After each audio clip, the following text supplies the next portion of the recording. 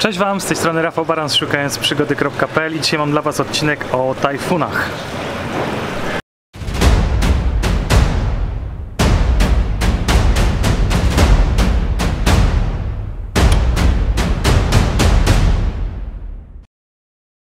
Ale zanim przeniesiemy się na górę i zacznę Wam opowiadać o tajfunach, chciałbym Wam też coś pokazać, bo akurat dzisiaj rano, w zasadzie to w nocy, kolesie, których zatrudniła moja ciocia, zbierali krewetki dla nas. Jeżeli interesuje Was odcinek o krewetkach, ja już go nagrywałem wcześniej i widzicie go tutaj u góry, po lewej, po Waszej prawej stronie. Tam jest link do tego, jak wyglądają stawy krewetkowe i jak się te krewetki zbiera. Więc te krewetki dzisiaj rano przyjechały, zebrali tylko i wyłącznie jakąś małą część tego i dzisiaj będziemy to też sprzedawać. Cena za krewetki, które udało się uzbierać, zobaczycie ich zaraz wielkość, to jest 280 peso za kilogram, czyli jakieś 21-22 zł, o ile się dobrze nie mylę, na dzień dzisiejszy. Jest to w sumie bardzo dobra cena, ponieważ na markecie ta cena by była dużo wyższa. Oni normalnie te krewetki sprzedają prosto na market, w dużo większej ilości, ale akurat dzisiaj tak się zdarzyło, że 20 kg krewetek zostało nam, które pewnie po znajomych po prostu posprzedaję. Znajomych, których znam po prostu na Facebooku, przyjadą tutaj i będą kupować po 2-3 kg, bo tak jak mówię, no to jest akurat bardzo dobra cena, jak za taką wielkość krewetki. Dobra, nie będę Was już zanudzał, zabieramy się za tajfuny i idziemy na górę. Dzisiejszy odcinek nagrywam dla Was z ostatniego piętra budynku sąsiedniego, bo tutaj akurat tylko i wyłącznie znalazłem ciszę w obrębie paru kilometrów ode mnie. Niestety nie jestem w stanie za bardzo pojechać w góry, bo są już checkpointy porozstawiane i za dużo pytań zadają, dlaczego akurat chcę tam jechać, więc muszę dzisiaj nagrywać z tego i wyłącznie miejsca. Ale nie ma tego złego, bo to miejsce jest naprawdę bardzo fajne, z tego co wiem to też jest wystarczająco cicho. Jest niesamowity widok na góry, który zresztą zobaczycie właśnie teraz. To miejsce też należy do, ten budynek cały należy do rodziny Christine i tutaj na parterze tego budynku jest hotel. Oni to wynajmują dla jakiegoś jednego foreignera i on tam sobie po prostu hotel zrobił, a dwa kolejne piętra są nieużytkowe. Zresztą tak jak widzicie tutaj naokoło, widok jest bardzo fajny. Niestety ten budynek stoi nieużywany, brak funduszy, żeby to wykończyć i coś z tym zrobić. Może kiedyś, jak już będę milionerem, to uda mi się coś tutaj zrobić, zainwestować gdzieś pieniądze, no ale na dzień dzisiejszy niestety jest jak jest. Więc nagrywamy z tego miejsca. Tak jak tytuł wskazywał, dzisiaj będzie o tajfunach. Chcę się z Wami podzielić informacjami, które zebrałem przez ostatnie w zasadzie 5 lat, a w zasadzie nawet nie informacjami, a doświadczeniem, które miałem na temat tajfunów i tego wszystkiego, co nas otacza, na przykład Tropical Depression, właśnie tajfun, czy inne tego typu rzeczy. Pierwsze, to co musimy rozróżnić, to co to jest Tropical Depression od tajfunu. Bo w Polsce, jeżeli dostajecie jakiekolwiek informacje, to dostajecie informacje tylko o tym, że kolejny tajfun uderzył na Filipinach. I to w zasadzie jest prawda, ponieważ z oficjalnych źródeł, tak, gdzie te informacje, co znalazłem w internecie, wynika, że Tropical Depression to jest tajfun w stanie początkowym, czyli to oni nazywają każdą taką dużą zmianę pogody, która ma oko cyklonu i nie wieje jeszcze tak mocno, ponieważ tworzy się to dopiero nad Oceanem Spokojnym i ewentualnie to się może zmienić w tajfun, czyli już gdzie wiatr wieje powyżej chyba 150 km na godzinę, poprawcie mnie, jeżeli się mylę, ale tak mniej więcej to jest określane. Tropical Depression czy tajfun to nie jest nic nadzwyczajnego na Filipinach. W zasadzie co kilka miesięcy spotykamy się z czymś takim. Oczywiście są słabsze, są mocniejsze, więc to tak naprawdę w ostatniej chwili się o tym dowiadujemy. Oczywiście komunikaty na Filipinach przychodzą już wcześniej, ponieważ meteorolodzy wiedzą o tym, że coś się tworzy nad Oceanem Spokojnym i to za chwilkę dojdzie, przeważnie za tydzień dochodzi na Filipiny.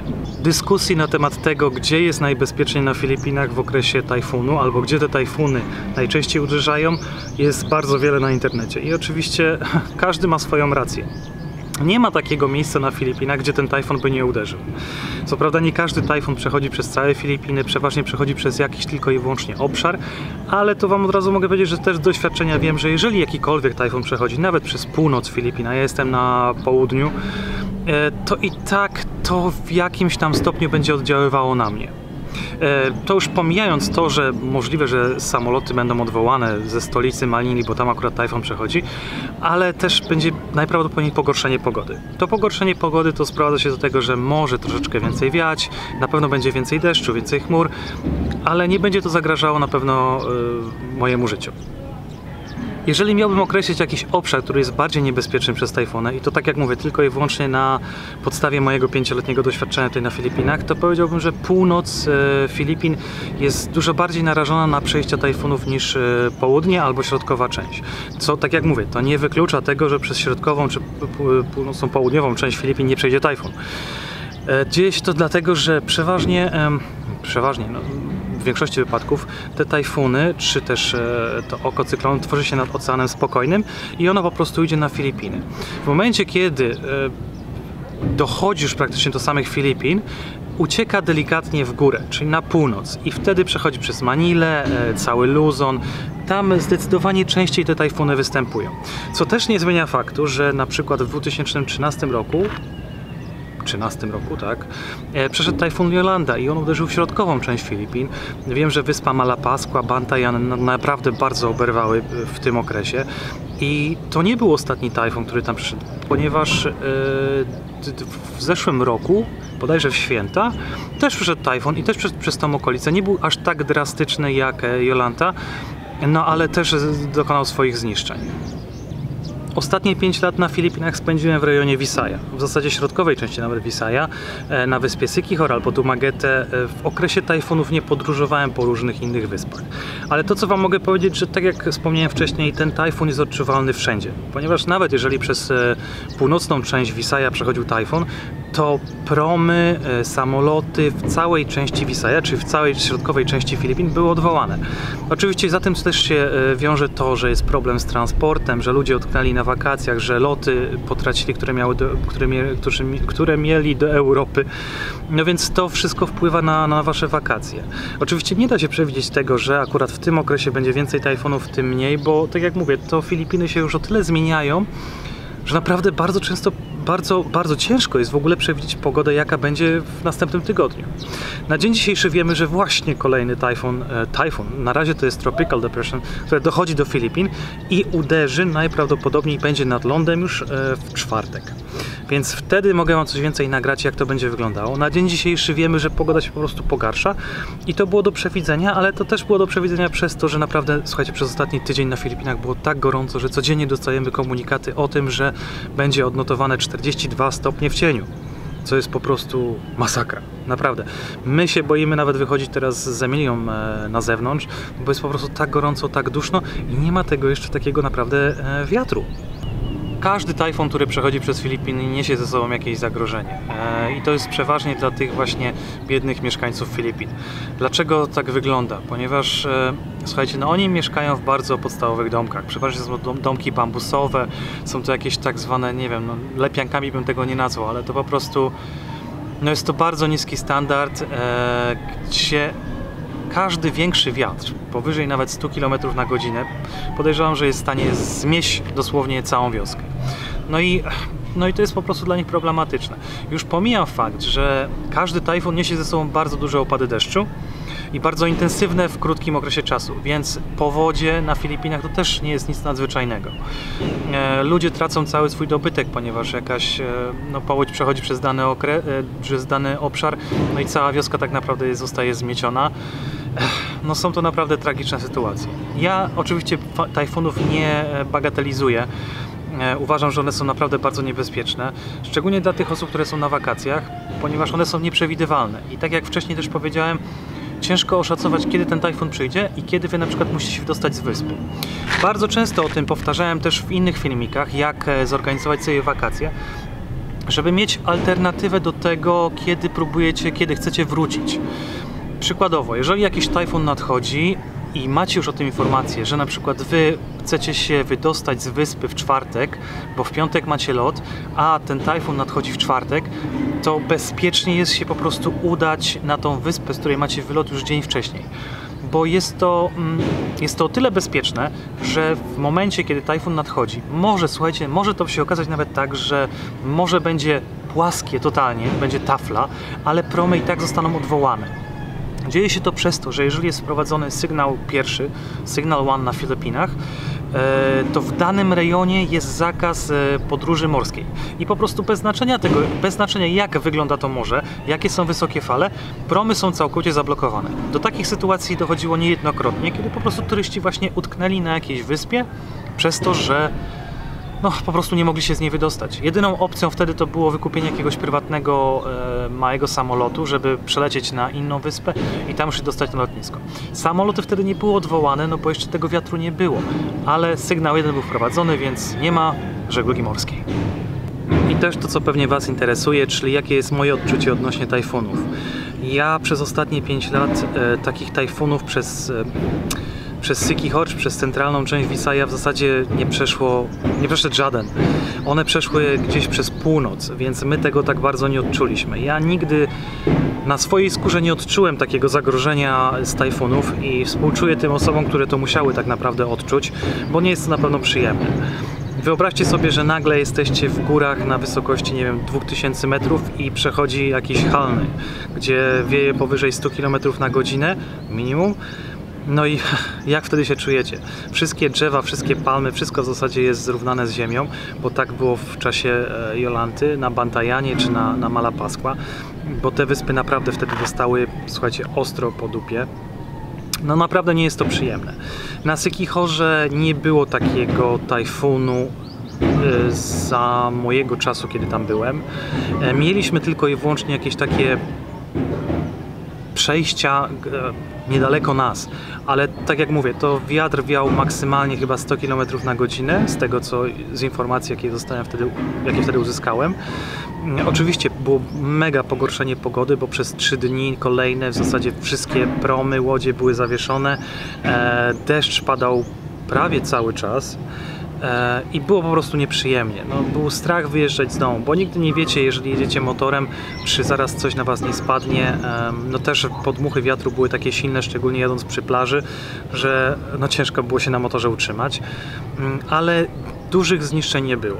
Oczywiście połamane drzewa, palmy, no to się zawsze zdarza, bo to jest normalne i drogi niektóre były zablokowane, ale nie były tak zablokowane, żeby nie dało się całkowicie przejechać. Może samochodem, niektóre miały utrudniony przejazd, ale motorem zawsze się wszędzie można było dostać. Jeżeli mówimy o tajfunach, to też warto wspomnieć o trzęsieniach ziemi na Filipinach.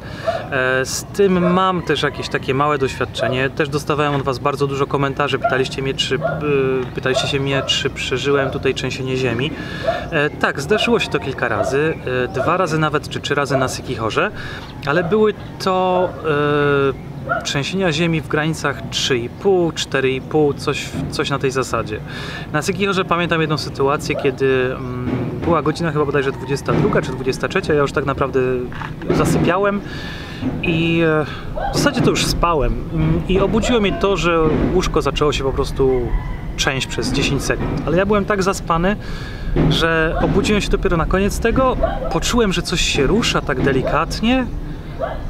Poszedłem spać ponownie. Następnego dnia rano zapytałem się znajomego: słuchaj, miałem takie dziwne uczucie, czy to było trzęsienie ziemi? Mówi: tak, to właśnie było trzęsienie ziemi. Ja mówię, no więc nawet tak jak mówię, przespałem swoje pierwsze trzęsienie ziemi. Później zdarzyło się to kilka razy, ale też jakoś nie było żadnego mocnego tąpnięcia, więc no akurat my byliśmy bezpieczni. O tsunami na Filipinach w ogóle nie mam żadnego pojęcia. To Wam od razu szczerze powiem, ponieważ nigdy tego nie doświadczyłem. Wiem, że władze filipińskie 2 lata temu wprowadziły coś takiego, że teraz są wszędzie mapki pokazujące albo nawet znaki, że w momencie tsunami trzeba uciekać w tamtą stronę w górę.